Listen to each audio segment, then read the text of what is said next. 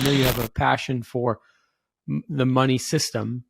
Maybe if you wouldn't mind taking us, and we'll go kind of, this is not our typical flow, but I'm really excited to go down this flow. So if you wouldn't mind talking about your take on the money system, and then maybe we can transition that into different solutions people can provide to sellers that are maybe not normal. To give you a little bit of background, I learned about the money system when I was told about a book called The Creature from Jekyll Island by G. Edward Griffin, probably 20 years ago. And honestly, I didn't read it right away. I went to YouTube and I found a video that's an hour long with him giving a speech, giving a synopsis of it. And I listened to that, and I really thought, this has all got to be a bunch of crap. It just seemed too outrageous to possibly be true. But prior to that date, I would watch the news and they would talk about financial stuff, and none of it made any sense. It was like all the way up here. I had no idea what they were talking about. How could these things work? Because they were saying things that were completely the opposite of logic. But after listening to that, every time I watched these news broadcasts through that lens, everything they said made sense all of a sudden. So I went down this rabbit hole of learning about the fractional reserve lending system, which came into existence. It's been kind of done and redone a number of times over centuries. And this current Federal Reserve System that we have is really the third time that it's happened in the United States, but it's the biggest and has complete control. Came into existence in 1913.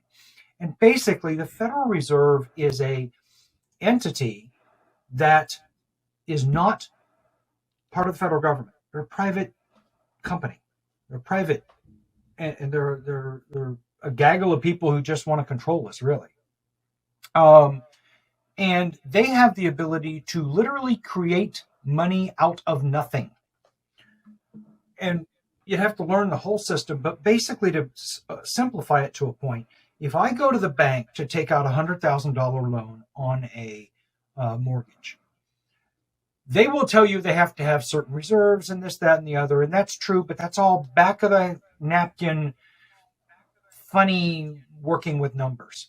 The reality is, when you sign on that dotted line saying, I owe you 100,000, they go in the back room, type something into a computer, and poof, $100,000 appears out of nowhere that did not exist until you took that loan out. It's literally, that's how it works.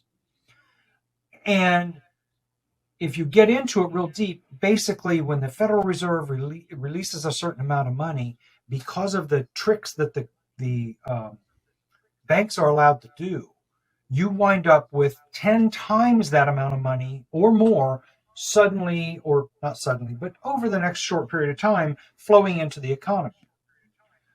Well, people hear this about prices rising, that's inflation. No, prices rising is the sign of inflation. Inflation is actually the inflation of our money system. That Federal Reserve System creating new money out of nothing is causing the dollar I have in my pocket to be worth less and less every day. So, pardon? Buying power. Yes, exactly. Buying power. We should be measuring our wealth in our ability to buy things. So the more stuff that I need on a daily basis that I can buy with the money I have, the richer I am. Well, the fractional reserve lending system has us all thinking in the terms of dollars and cents. And what's really happening is you're thinking, oh, I'll buy this house and I'll make $200 a month cash flow. Well, that's fine today, but a year from now, that's the same as making $190 a month cash flow. Or 3 years from now that's worth the same as making $150 a month cash flow because of the way the whole system works. And it's an extremely in-depth thing to really learn about and understand. It sounds like a load of crap, but when you really dig into it and do your checking, I'm telling you it's absolutely true. And it's a big part of why I think some investors fail or barely get by, is because they don't take into account the effects of that fractional reserve lending system and how the inflation actually is fighting against them every step of the way. I would argue. I would So let's argue take that owning mhm. real Let's take this estate, deeper. real stuff, is the way to hedge against that inflation. But you have to understand how the inflation is Totally. playing against you in order to play the game. So let's dive into that. So one of the statements you made was when essentially you get a mortgage loan, that creates 10x in the money supply. Can you kind of break that down? The idea is the Federal Reserve lends this money to the banks. And then the banks, and this is again still oversimplified, the banks can then loan it to you. And the Federal Reserve is creating that new money. And it all happens almost instantaneously. But you borrow that 100,000. The bank created it out of nothing. They then give you that check. You go put that check in your bank account at another bank. Well, that other bank gets to count that 100,000 as its reserves for that reserve limit that I mentioned. So now that means they have that 100,000. They can now loan essentially $1 million off of that 100,000 if the reserve threshold is 10%. So each bank creates it happening again, and it can happen theoretically, if you do the math on it, about 10x by the time it's all said. Yeah. So what you're saying is by the printing of the original money going to the bank, then whether it ends up in your bank or the seller's bank or whoever ends up with the money, that bank that holds that money now, based on the rule of like holding 10% reserves, creates $1 million of money in loans. And so the $1 million they're giving out in loans, that money's also coming from the Federal Reserve because they're going back to them to make those loans, right? Yeah, I don't. Yeah. Without going real in depth, and I don't have all the answers, to be honest. If anyone tells you they have all the answers, you need to run from them. But I don't have all the answers, but essentially, yes. And the problem then becomes that money then flows into the economy. So whether we know it or not, when I go to buy a Big Mac at McDonald's, suddenly, because there's so much money out there, this fake money that's been created, McDonald's says, wait a minute, we're having a lot more people buy Big Macs. Let's raise the price of our Big Mac, because supply and demand then takes over and allows for that. So the more money that exists, the more prices go up. And this is not something I'm perfectly clear on as far as, I'm not clear on like when exactly money is printed. So you're saying that money is printed at the time of request for the loan. The banks are not getting it from the Federal Reserve that already has it printed. Well, my understanding, it's being created for every new loan. My imperfect understanding is that this is all happening electronically in the background, instantaneously. Like when the Federal Reserve announces their percentage rates, many of those rates are actually referring to how much the bank it has to pay to borrow the money from the Federal Reserve.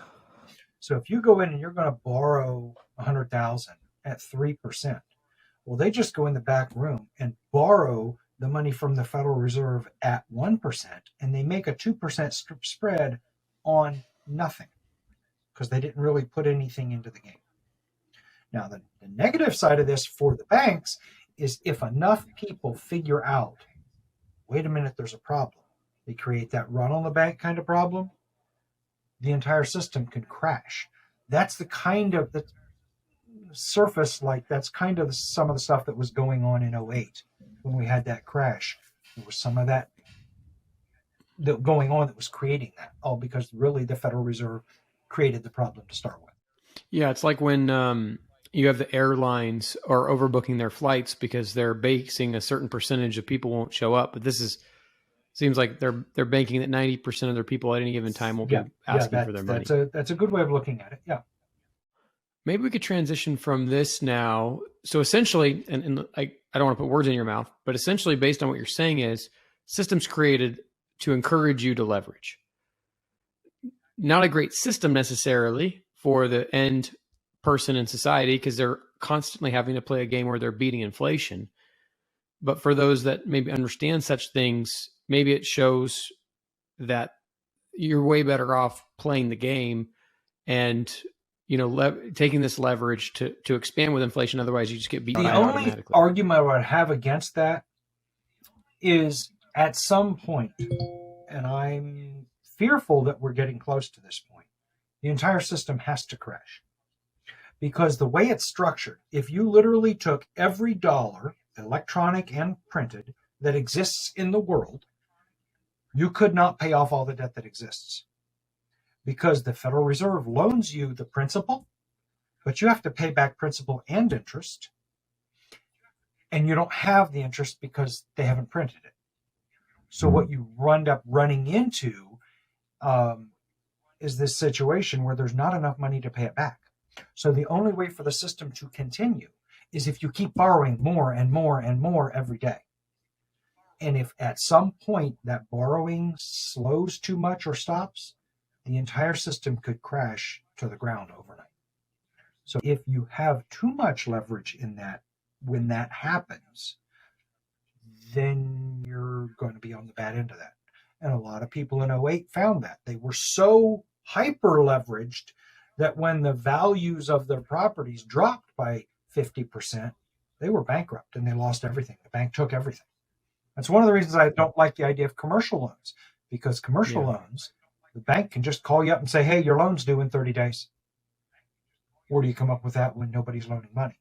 Whereas if you have fixed rate residential kind of stuff, they can't do that. So you can keep it going as long as you can make sure you have the income and haven't over leveraged yourself so that you can do that. And that's where creative financing comes in to allow you to keep that kind of leverage in place in a way that's long-term, a little bit more survivable.